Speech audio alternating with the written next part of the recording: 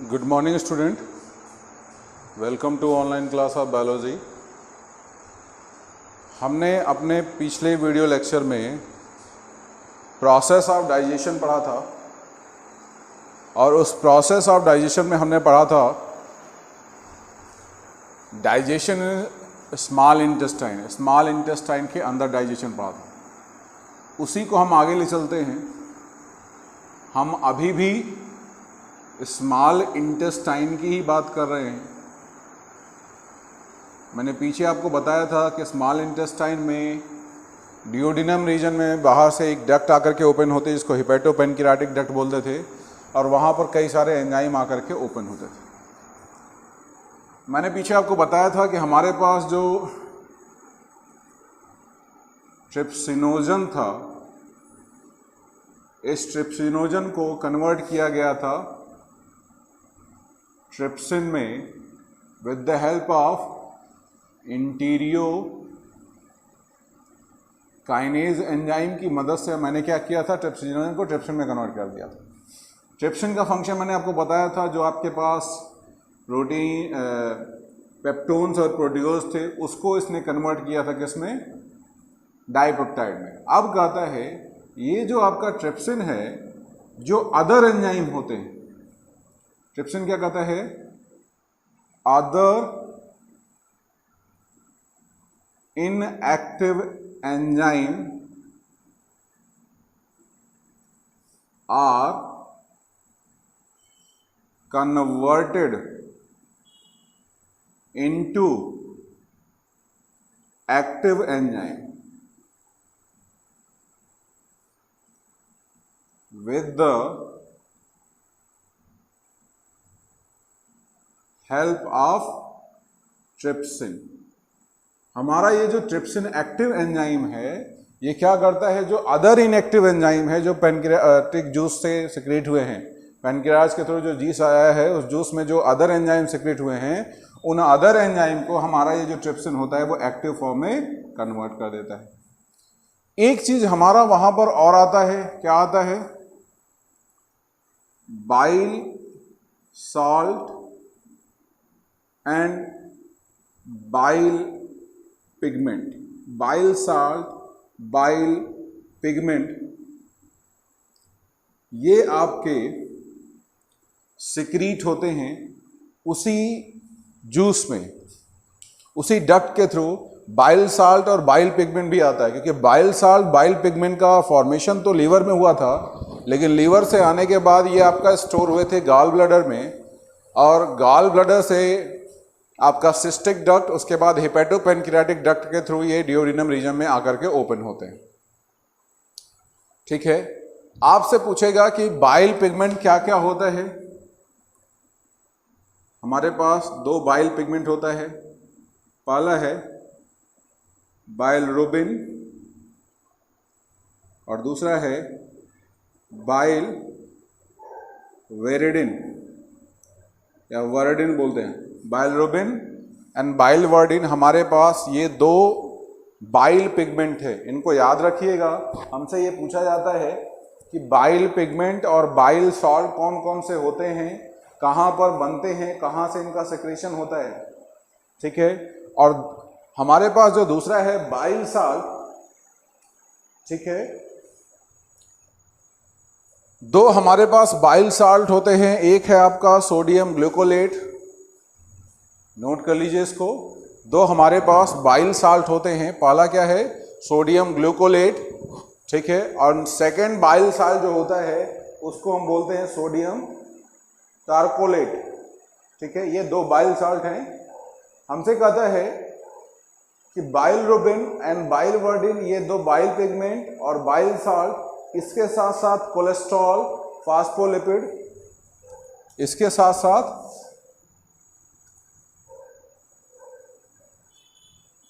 Cholesterol and phospholipids भी secrete होता है। एक चीज याद रखिएगा, इनके साथ कोई एंजाइम प्रेजेंट नहीं होता है। नो एंजाइम, नो एंजाइम, यहाँ पर कोई भी एंजाइम इनके साथ, किसके साथ, बाइल पिगमेंट या बाइल के साथ कोई भी एंजाइम सिक्रीट नहीं होते। ठीक है, हमारे पास क्या आ गया, बाइल साल्ट आ गया, ठीक है, बाइल पिगमेंट आ गए, बाइलरुबिन, बाइलवर्डिन, कोलेस्ट्रॉल आ गया, साथ में क्या आ गया, phospholipid with no enzyme. Bile salt के साथ कोई भी एंजाइम सिक्रेट नहीं होता। और अगर आपसे पूछा जाए कि बाइल पिगमेंट या ये जितने भी मैंने बाइल साल्ट, बाइल पिगमेंट या फास्फोलिपिड या कोलेस्ट्रॉल की बात की, इन ये सारा का सारा हमारे पास आकर के रिलीज कहाँ होता है, स्मॉल इंटेस्टाइन के डिओडिनम रीजन में। कहाँ पर, स्मॉल इंटेस्टाइन के डिओडिनम रीजन में। ये डिओडिनम रीजन में आकर के ओपन होते हैं या रिलीज होते हैं। और किसके थ्रू रिलीज होंगे, हिपेटोपेनक्रियाटिक डक्ट के थ्रू। पूछा जाएगा इनका फॉर्मेशन कहाँ पर होगा, बोलोगे फॉर्मेशन लीवर के अंदर होता है, लेकिन ये स्टोर कहाँ पर होते हैं, ये स्टोर होते हैं आपका गाल ब्लडर में। बहुत इंपॉर्टेंट है और कई बार ये क्वेश्चन पूछा गया है कि बाइल पिगमेंट, बाइल साल्ट का फॉर्मेशन कहाँ पर होता है, तो बोलोगे लीवर में। स्टोरेज कहाँ होगा, गाल ब्लडर में। सिक्रेशन किसके थ्रू होता है, तो पॉलीसिस्टिक डक्ट और उसके बाद हिपेटोपेनक्रियाटिक डक्ट के थ्रू स्मॉल इंटेस्टाइन के डिओडिनम रीजन में आकर के ओपन होते हैं। इसको नोट कर डालिए।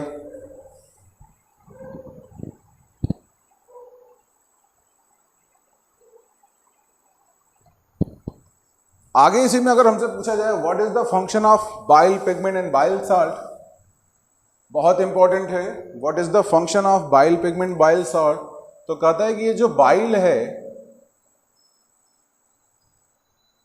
इट हेल्प इन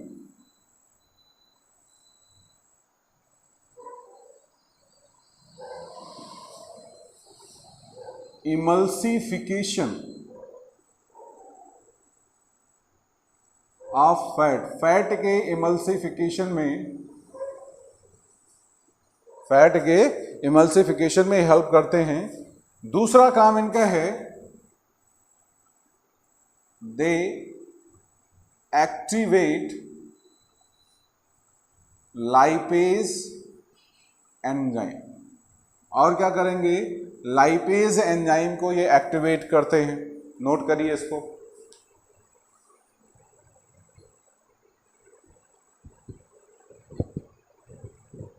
अच्छा, अब हमसे कहा गया जाता है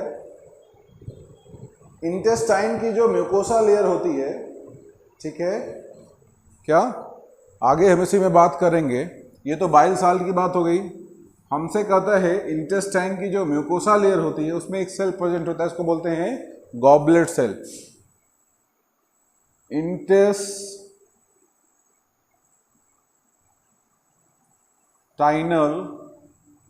म्यूकोसा हैव गॉबलेट सेल और सिक्रीट करता है क्या, म्यूकस को। ठीक है, इंटेस्टाइनल म्यूकोसा जो होती है, ठीक है, उसमें गॉबलेट सेल होते हैं और ये गॉबलेट सेल किसका सेक्रेशन करते हैं, म्यूकस का सेक्रेशन करते हैं। अगर आपसे पूछा जाए कि म्यूकस का काम क्या है, तो कहता है म्यूकस जो होता है ये एपिथेलियल सेल को बचाता है। ठीक है, इंटेस्टाइनल म्यूकोसा एपिथेलियम के थ्रू जो गॉबलेट सेल होते हैं, इंटेस्टाइनल म्यूकोसा, और अगर आपसे पूछा जाए तो उसमें बोलोगे intestinal epithelium, intestinal epithelium mucosa, add कर लीजिएगा, इंटेस्टाइनल एपिथेलियम म्यूकोसा। इसमें गॉबलेट सेल होते हैं जो कि म्यूकस का सेक्रेशन करते हैं। आगे अगर हमसे इसमें बात कहेगा तो कहता क्या है कि म्यूकोसा का जो सेक्रेशन होता है, ठीक है, ये सेक्रेशन इंटेस्टाइनल जूस के साथ, म्यूकोसा का जो सेक्रेशन होता है ये इंटेस्टाइनल जूस के साथ, जैसे हमारे पास अगर बात किया जाए, हमारे पास हो गया म्यूकस और म्यूकस के साथ मैंने क्या जोड़ दिया, intestinal juice. Mucus plus intestinal juice, अगर म्यूकस को हम इंटेस्टाइनल जूस के साथ जोड़ दें तो कहता है इसको बोला जाता है सक्कस इंटेरिकस। क्या बोलते हैं इसको, इसको बोला जाता है सक्कस इंटेरिकस। सक्कस इंटेरिकस, ठीक है, या इसी को इंटेस्टाइनल जूस बोलते हैं। पीछे जो हमने प्रोसेस पढ़ा था उस प्रोसेस में हमने पढ़ा था कि बक्कल कैविटी के अंदर आपका स्टार्च का डाइजेशन होता था, और स्टार्च जो होता था वो वहाँ पर लगभग 30 to 40% स्टार्च का डाइजेशन होता था। 30 to 40% स्टार्च का डाइजेशन कहाँ पर होता था? स्टार्च का डाइजेशन होता था बक्कल कैविटी में। अब हमसे कहता क्या है कि जो बचा हुआ 60% स्टार्च होता है, इस बचे हुए 60% स्टार्च को स्मॉल इंटेस्टाइन के अंदर जो पैनक्रियाटिक जूस के अंदर एंजाइम सिक्रेट होता, एमाइलेज। कौन सा एंजाइम? एमाइलेज। ये एमाइलेज एंजाइम क्या करता है? इस स्टार्च को कन्वर्ट, अच्छा ये स्टार्च है क्या? ये है आपका पॉलीसैकेराइड। इस पॉलीसैकेराइड को कन्वर्ट कर देता है किसमें? डाइसैकेराइड में। कहने का मतलब 30 to 40% स्टार्च का डाइजेशन आपका बक्कल कैविटी में हुआ था, और बचे हुए 60% का डाइजेशन आप पर कहाँ पर होगा? स्मॉल इंटेस्टाइन के अंदर। पैनक्रियाटिक जूस में जो एमाइलेज एंजाइम सिक्रेट होते थे, ये स्टार्च को क्या करते हैं? डाइसैकेराइड में, और फिर से बाद में कहता क्या है कि यही जो आपका डाइसैकेराइड होता है, ठीक है, ये फर्दर कन्वर्ट होगा किसमें? मोनोसैकेराइड में। हमारी बॉडी में जो डाइसैकेराइड सिक्रेट होता है, ये डाइसैकेराइड जो बनता है, इस डाइसैकेराइड का फर्दर कन्वर्जन होता है स्मॉल इंटेस्टाइन के अंदर ही, ठीक है, हमारे डियोडिनम रीजन में ही जो ये आपके डाइसैकेराइड सिक्रीट हो रहे थे, इनका फर्दर कन्वर्जन होता है। जैसे मान लीजिए अगर डाइसैकेराइड में बात किया जाए कि यहाँ पर माल्टोज बन गया होगा, तो कहता है इस माल्टोज का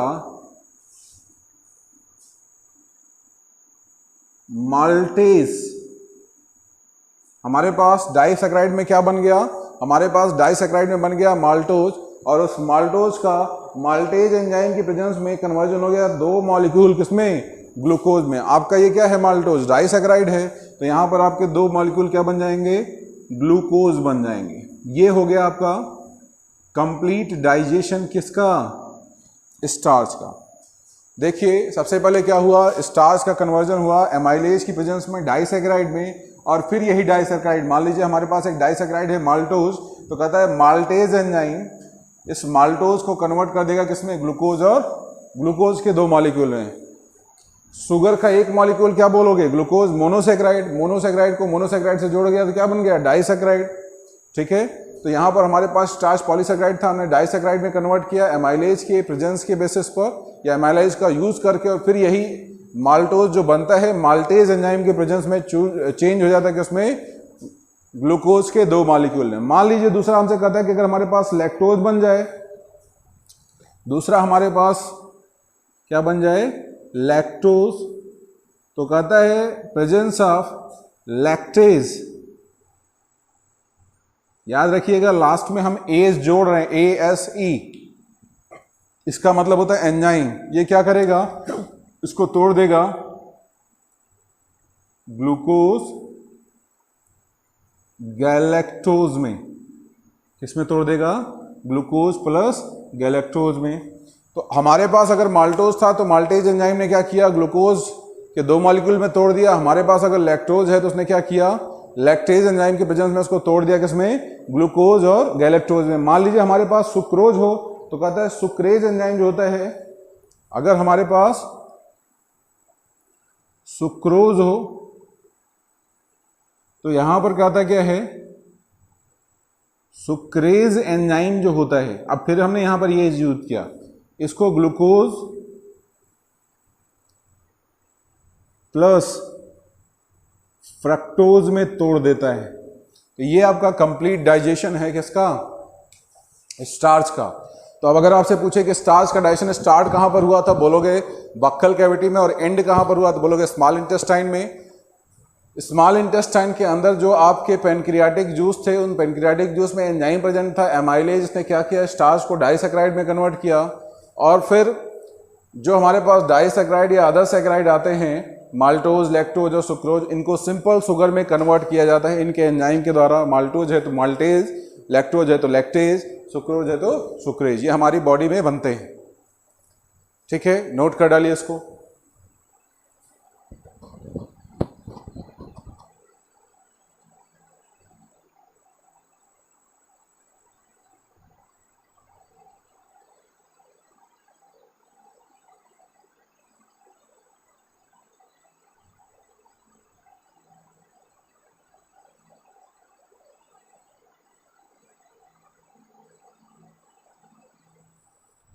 अच्छा, मान लीजिए अगर आपसे ये पूछा जाए कि आपने जो ये एंजाइम लिख दिए,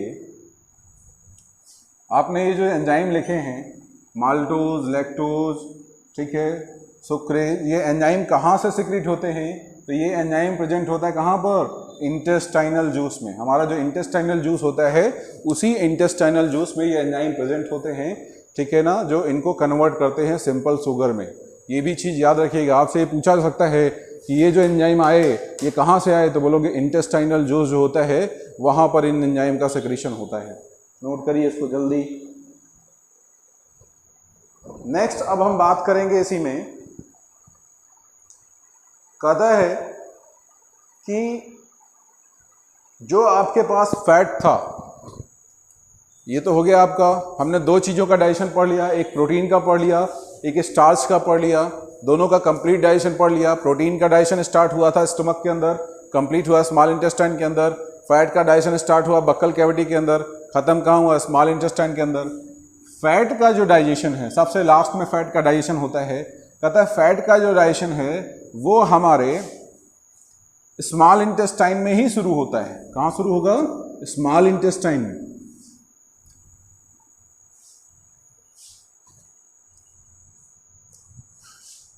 क्या पढ़ना है? डाइजेशन ऑफ फैट, फैट का डाइजेशन। फैट के डाइजेशन में सबसे इंपॉर्टेंट चीज ये है कि फैट का जो डाइजेशन होता है, फैट का डाइजेशन स्टार्ट कहाँ पर होगा? स्मॉल इंटेस्टाइन में। कहता है हमारे पास जो फैट है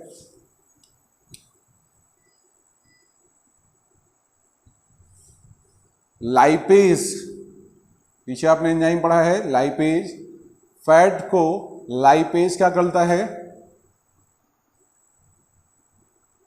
डाइग्लिसराइड में कन्वर्ट करता है, और बाद में यही डाइग्लिसराइड आपका कन्वर्ट हो जाता है किसमें?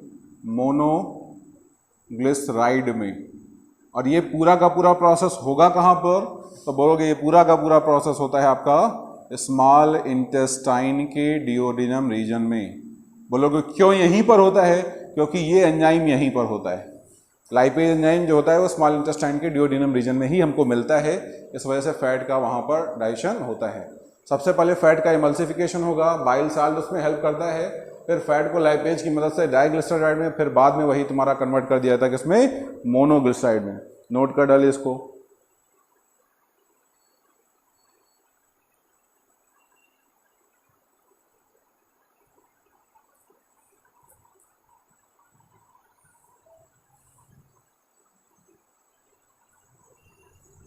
इसके बाद बात करेंगे हम नेक्स्ट न्यूक्लिक एसिड के डाइजेशन की।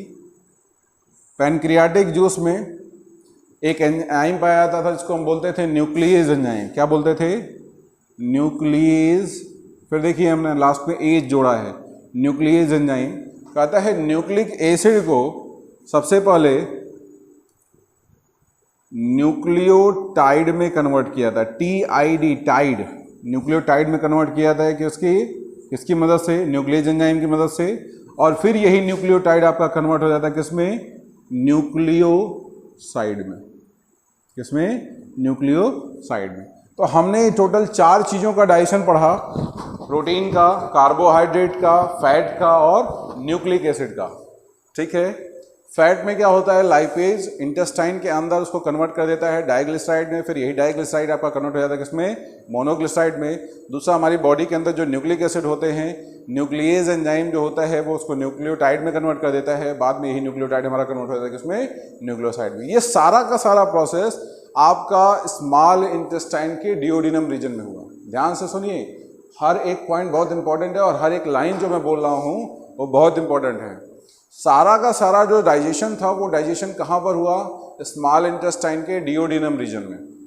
अच्छा, इसके बाद हमारे पास यहीं पर स्मॉल इंटेस्टाइन के दो रीजन और आते हैं, एक आएगा जेजुनम और एक आएगा इलियम। क्या क्या? जेजुनम और इलियम। मैंने जब आपको एलिमेंट्री कैनाल पढ़ाई थी तो मैंने एलिमेंट्री कैनाल में आपको 4 लेयर बताई थी। मैंने आपको क्या बताया था? 4 लेयर।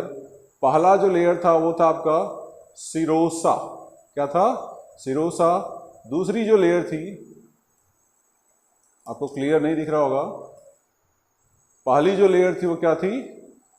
सिरोसा। दूसरी लेयर मस्कुलेरिस। तीसरी सब म्यूकोसा और चौथी म्यूकोसा। सारा का सारा जो डाइजेशन का प्रोसेस था वो कहाँ पर कंप्लीट हुआ? स्मॉल इंटेस्टाइन के डिओडिनम रीजन में।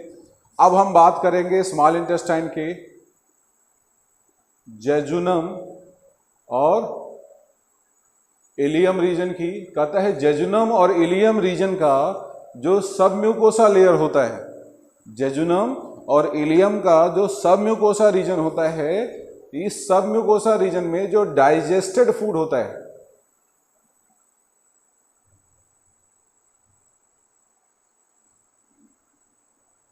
इस डाइजेस्टेड फूड का एब्जॉर्प्शन होता है। क्या होता है? एब्जॉर्प्शन होता है। बहुत ध्यान से सुनिए मैं क्या बोला। मैंने बोला कि फूड था जो आपका बक्कल कैविटी से बोलस के फॉर्म में आया स्टमक के अंदर, और स्टमक से चला गया कहाँ पर?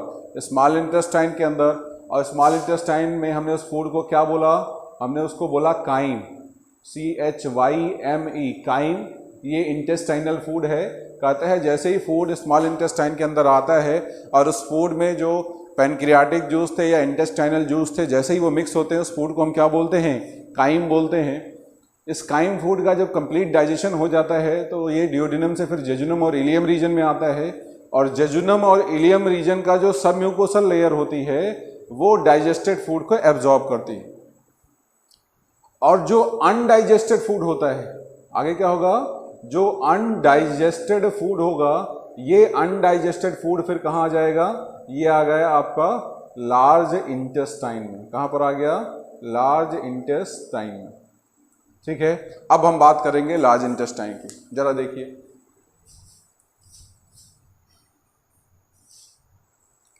अगर हम लार्ज इंटेस्टाइन की बात करें तो कहते हैं लार्ज इंटेस्टाइन में मिनिमम डाइजेशन ऑफ फूड होता है। क्या होता है? मिनिमम डाइजेशन ऑफ फूड कहाँ होगा? लार्ज इंटेस्टाइन में। ठीक है, नॉर्मली डाइजेशन की कोई एक्टिविटी यहां पर नहीं देखी जाती। ये एब्जॉर्प्शन करते हैं, मेनली ये एब्जॉर्प्शन का काम करते हैं। कहीं कहीं पर, कहीं बुक में आपको लिखा होगा वाटर, अल्कोहल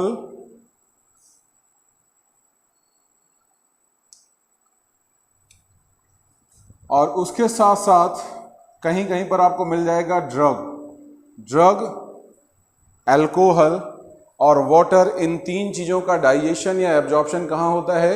लार्ज इंटेस्टाइन में। फिर आपका जो अनडाइजेस्टेड फूड होता है, क्या? Undigested food. ये अनडाइजेस्टेड फूड यहाँ पर लार्ज इंटेस्टाइन के सीकम में जाएगा, फिर कोलन में जाएगा, फिर रेक्टम, लास्ट में कहाँ चला जाएगा? ये अनडाइजेस्टेड फूड रेक्टम में। और रेक्टम में ये स्टोर रहता है, और जब इसको सिग्नल मिलता है तो यहाँ से ये बॉडी के बाहर आ जाता है। ये पूरा प्रोसेस था कंप्लीट डाइजेशन का। एक बार पूरा प्रोसेस मैं फिर से रिपीट कर दे रहा हूँ।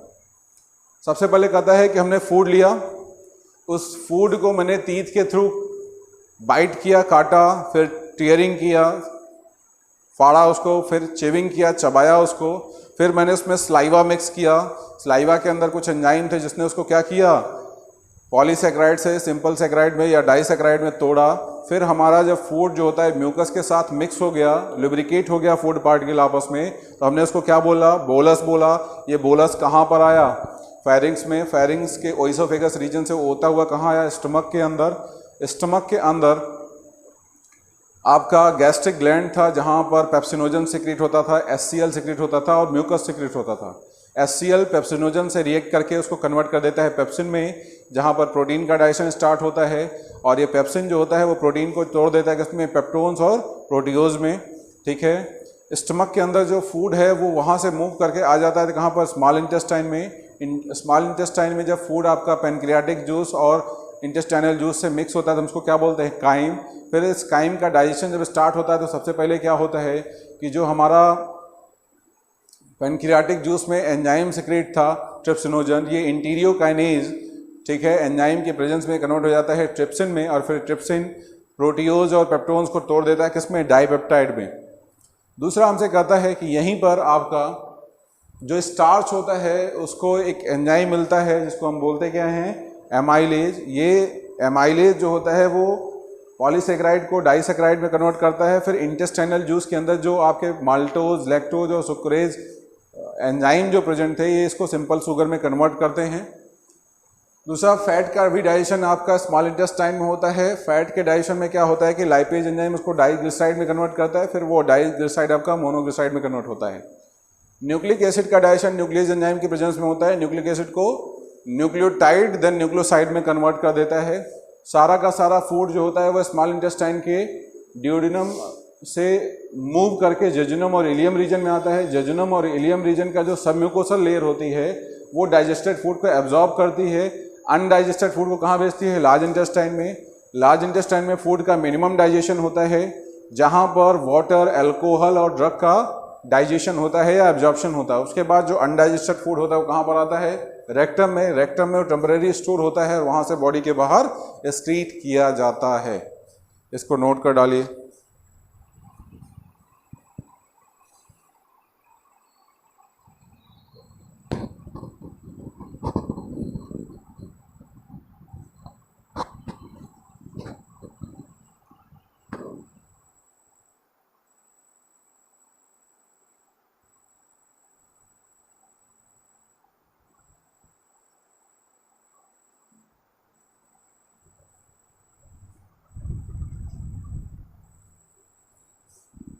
ये तो आपने पढ़ा कंप्लीट प्रोसेस ऑफ डाइजेशन। अब हम पढ़ेंगे एब्जॉर्प्शन ऑफ फूड। मैंने ये आपको बताया ना कि इस रीजन में आपका एब्जॉर्प्शन होता है, लेकिन कंप्लीट एब्जॉर्प्शन कैसे होता है, उसमें कैसे एक्टिव एब्जॉर्प्शन होता है, कैसे पैसिव एब्जॉर्प्शन होता है, ठीक है ना, कैसे डिफ्यूजन होता है, कैसे ऑस्मोसिस होता है, तो वो सारी चीज़ें हम पढ़ेंगे नेक्स्ट वीडियो लेक्चर में। आज हम इतना ही रखते हैं। याद रखिएगा डाइजेशन का जो कंप्लीट प्रोसेस मैंने आपको बताया है, जिसमें मैंने आपको प्रोटीन का, स्टार्च का, फैट का, न्यूक्लिक एसिड का, इन 4 चीज़ों का डाइजेशन बताया है। ठीक है, इन चारों चीज़ों का डाइजेशन याद रखिएगा, किस पार्ट में स्टार्ट होता है, किस पार्ट में कंप्लीट होता है, कौन से एंजाइम कहाँ से सिक्रीट होते हैं, बाइल पिगमेंट कौन कौन सा होता है, बाइल साल्ट कौन कौन सा होता है, ये चीज़ें आपसे पूछी जाती हैं। तो इसको नोट कर लीजिएगा। अगर कोई चीज़ समझ में नहीं आती है, ठीक है, तो आप कमेंट करके उसको पूछ सकते हो। दूसरी चीज़, आपसे बार बार ये रिक्वेस्ट है, आप लोग जो वीडियो स्टार्ट करते हो थोड़ी देर देखते हो फिर भगा के देखते हो, ऐसा काम मत करिए। एक एक पॉइंट क्लियरली नोट करिए, पूरा का पूरा वीडियो देखिए। एक बार नहीं समझ में आ रहा है दोबारा देखिए, ठीक है। और अगर कोई चीज़ समझ में नहीं आता है तो उसको जरूर पूछ लीजिए, ठीक है। आज इतना ही रखते हैं। नेक्स्ट वीडियो लेक्चर में हम पढ़ेंगे absorption of food. Thank you.